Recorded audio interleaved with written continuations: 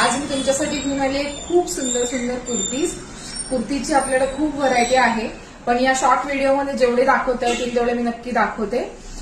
तर आपण सुरुवात करूया। खूप सुंदर अशा या कुर्तीज आहेत। तुम्ही याचे स्क्रीनशॉट घेऊन मला व्हॉट्सअप करा। ज्यांना ऑनलाईन परचेस करायचे त्यांना ऑनलाईन आम्ही कुरिअर करतो, किंवा तुम्ही शॉपवर येऊन सुद्धा परचेस करू शकता।